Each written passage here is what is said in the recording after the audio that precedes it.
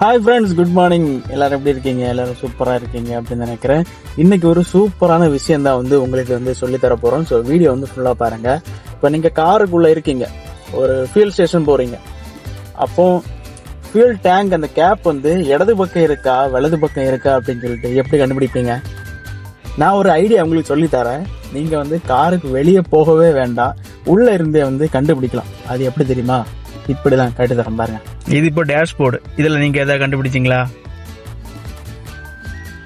என்ன இதுல இருக்கு பாத்தீங்களா?